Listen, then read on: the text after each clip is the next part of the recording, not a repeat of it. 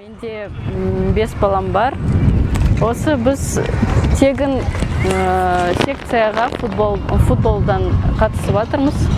Үлкен ұлым домбыра үйірмесіне баратын. Я тоже, получается, бақытты отбасынан тегін курстар болған.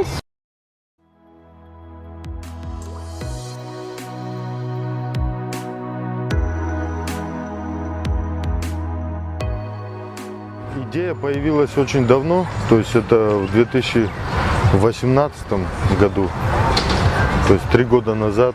У меня у самого, я являюсь отцом ребенка, инвалида детства. Вот.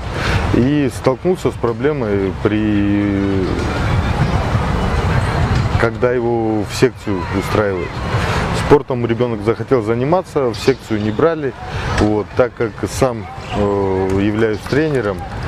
Вот,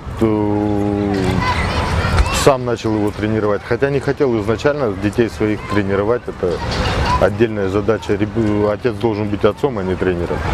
Вот. И получается, вот оттуда и пошла эта идея, которая обрела, то есть, свои очертания только в конце 2020 года. С ноября месяца задумка наша начала работать. Создали общественное объединение, Булгарыдоп называется, это некоммерческая организация, в которой занимаются дети из социально уязвимых семей, так скажем. Вот. Ну, это обширное понятие, которое можно найти, кто входит в них в интернете без проблем. Вот, собственно, так мы организовались. То есть мы не можем брать на себя больше, чем мы можем дать. Потому что одно время мы попробовали, у нас пришло достаточно много, куча целая народа, и мы не справлялись просто с этим. А смысла этих тренировок нету, так скажем. Вот когда тренер сам не справляется, он ничего не дает. То есть педагог должен учить, а не просто так отбывать свои часы, получается. Вот. И сейчас порядка 100 человек у нас занимается именно по социальной программе. В основе своей родители относятся к этому ответственно, то есть, потому что у меня есть условия. Мы занимаемся не просто так, мы ведем детей по программе, которая разработана немецкими центрами по футболу. Вот. И поэтому, если ребенок не приходит на тренировки, он упускает, он отстает. Так же, как он в школу не будет ходить, пропустит таблицу умножения, потом не будет ее знать. То же самое и у нас, то же самое в нашей секции. Если он пропустил, он отстал, ему потом надо догонять. И то есть дети, которые часто пропускают, мы, соответственно, будем их переводить в группу к младшим или, ну, нормально поговорив с родителями, нам придется просто расстаться с этим ребенком. Понятно, что у каждого свои причины, то есть время такое у нас идет, что надо даже на проезд до тренировки, до места добраться нужны деньги, да, там потом форму спортивную, там кроссовки новые, возможно. Вот, но как бы тут, видите, мы тренируем, секцию бесплатную сделали, ну, родители должны позаботиться о том, чтобы ребенок маломальски одет был нормально и приходил на каждую тренировку. Үлкен балам 14 жаста, екінші балам 13 жаста, екеуі Алматы аренаға барады.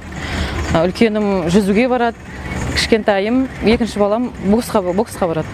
Одан кейін қызым үй жақта шұғылада ағылшын курсына барады.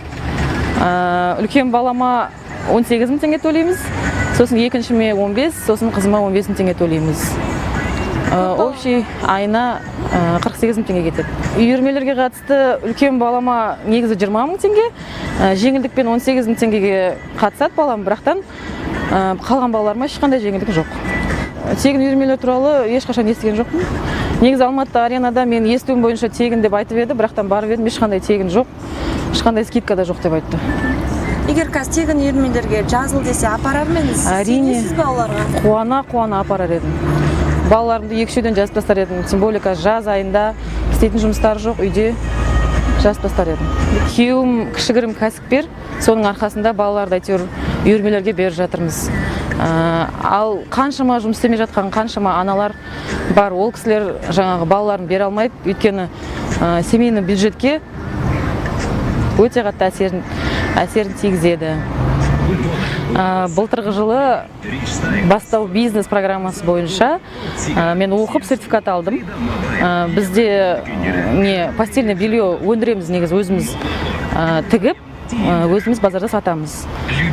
Сол бизнесті жаңағыдай үлкейтейін деп, сондай мақсатпен негізі бизнес бастауды оқыдым. Сертификатын алдым, бірақтан ары қарай уже грантын аламай қалдым. Енді сол жағынан да бір көмек болса, өте жақсы болар еді.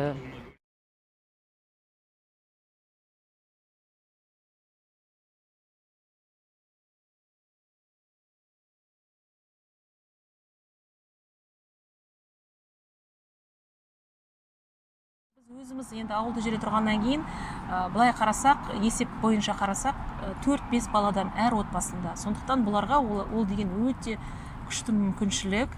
Және бұл жерде бұл программа бойынша 1 жыл бала қатысады, үзбей қатысу керек. Нәтижесін бәрін тексеріп, бұл жерде отчеттары бар, тапсырылатын, қатысатын жерге қатысады. Сондықтан жаңағы конкурстарға қатысады. Сондықтан бұл деген енді ойлап отыр, көп балалы аналарға әрине көмек. Бірақ бұл жерде бізде бір қиыншылық болды. Спортивный секцияларымыз бар, оларға біз бере алмадық заказды, өйткені ол жерде қиындататын нелер бар екен. Қағаз жолынан, және жаңа спорт жағынан, мысалы біз ойладық, карате кикушинкай олимпийский ойын болмағаннан кейін қабылдамай қойды. А бізде ауылда көбінесе олимпийский жаңағы ондай емес, енді бізде кикушинкай, карате, таэквондо, бокс бар. Енді соларды тіркеуге жүгіріп жатырмыз, енді пока бізде әлі іс-әрекетіміз болып жатқан жоқ. Комиссия келіп кетті. Бірінші бастапқы кезде комиссия көріп кетеді. Келіп, мынандай жерлер осы дұрыс сәйкес келеді ма? Олардың көп шарттары бар. Оған біз сәйкес келмесек, онда ашқызбайтын еді бізге. Сондықтан ол жерде контроль жақсы сабақ жағынан. Сондықтан мен өзім ойлаймын, бұл проект өте жақсы болады. Егер мысалы кейбір ата-аналарда сұрақтар болса, не қылса, маған хабарласса болады. Біз бәрін түсіндіріп береміз. Даже біз жаңағы жеке кәсіпкерлерге түсіндіріп жатырмыз. Жан жақты Астана, Қарағанды, Өскеменнен бар жақтан бізге хабарласады. Өйткені біз бірінші тіркелгеннен кейін, Алматы облысының ішінде Қарасай ауданында бірінші тіркелгеннен кейін бізге көп сұрақтар бар. Біз оның бәріне көмектесіп айтып жатырмыз. Өйткені менің ойымша былай ғой, бұл программаны бастағаннан кейін әр жеке кәсіпкер үлесін қосу керек. Осыны қуана бұл программаны жасау керек. Өйткені сонда біз деген балаларға жаз бойы қандай керемет олар секцияларға қатысып, бос уақыттарын тиімді өткізеді да. А егер мысалы қазір көріп жатырмыз ғой, бәріміз телефон, зияны көп, көз ауырады деген сияқты. Сол сияқты сол жағынан бізге жақсы болып жатыр. Бұл өте жақсы көмек. Сондықтан бәріміз қол алып, бір-бірімізге көмектесіп, осындай программада қатысу керекпіз. Бұл проектіде 2 мекеме қатысады бізде, біздің мекеме және ИП Ника деген қатысады. Әр қайсымызда 200 баладан тіркедік біз. Сонда біздің қазір мәдениет үйімізге 400 баладай қатысады.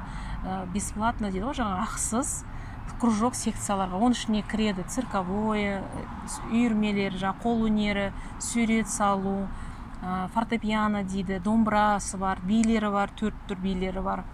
Жаңа айтқанымыз көркем сөз, ораторское искусство бар. Осының бәріне мысалы біз деген әрине біріншіден көп балалы аналарды алып жатырмыз. Олардың өйткені шамалары келмейді. Мысалы екеуіне платын төлесе, сосын әр бала жалпы негізінде тегін 2 кружокқа қатыса алады. Әр отбасынан қанша бала болса да әр қайсысы қатысады 2 үйірмеге. Одан артық болмайды.